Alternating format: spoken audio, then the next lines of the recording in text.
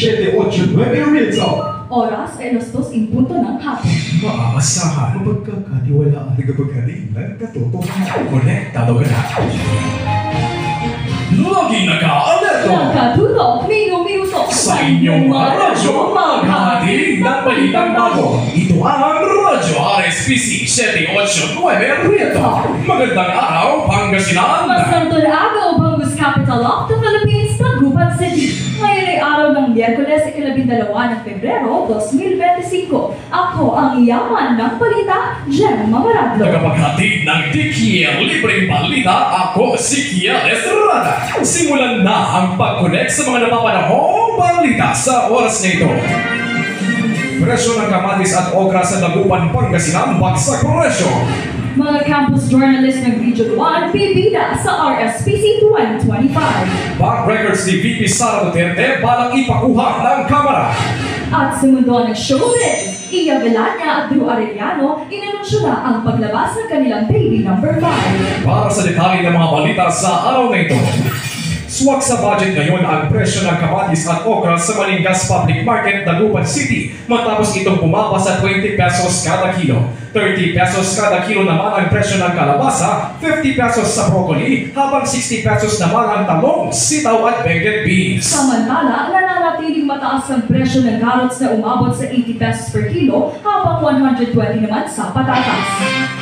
Sa iba pang mga balita, inklusibong pamamahayag ngayong Regional Schools Press Conference 2025, itatampok ng mga campus journalists. Live mula sa Dagupan City National High School, James Carrion, konektado ka na!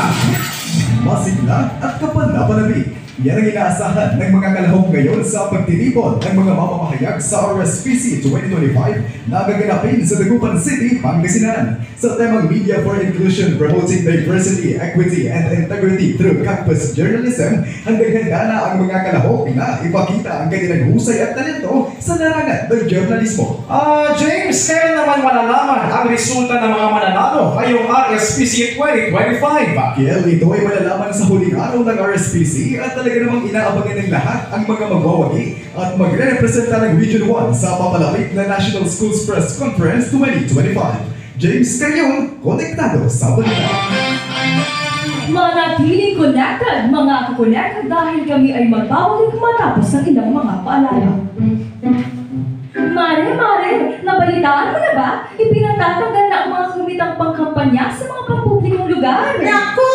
Tama lang yan! Dahil sa panahon ngayon, talamak na ang dayaan! Dapat lamang na ipagbawal ang mga bagay na iyan para sa malinis at patas na laban. Walang mauuna at maiiwan sa darating na halalan. Proteksyonan ng bayan para sa magandang kinabukasan.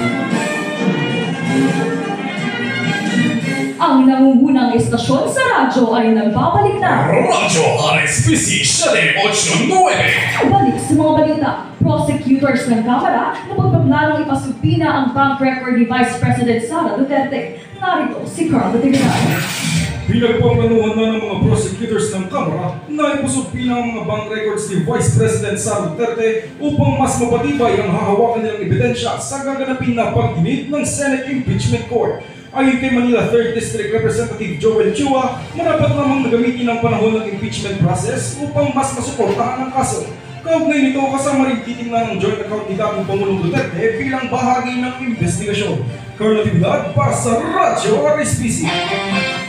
Maraming salamat, Car. Tayo naman ay connect sa mundo ng showbiz. Safe and happy delivery ni Iya Velania sa kanilang baby number 5 ating alamin kay Kachikang Lavi. Lavi Wanich, i-real talk mo na yan!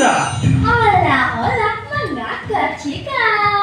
Maraming natuwaw sa delivery skills ni Iya Velania sa kanyang fifth baby na si Angela. Ito lang ay kalabilisan ng Pebrero. Sa isang Instagram story ni Drew Arellano, masaya nitong ibinahagi ang pagdating ng kanilang healthy at cute baby. Basta't may init na chika, konektado ka. Love you, Anich! Para sa Real Talk Showbiz!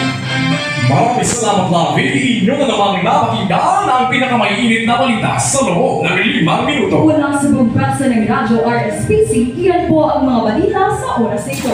Muli ako ang yaman ng balita, Jem Mamaradlo. Tagapaghatid ng DKL Libreng Balita, ako si Kiel Estrada. Maraming salamat sa inyong pagsubaybay.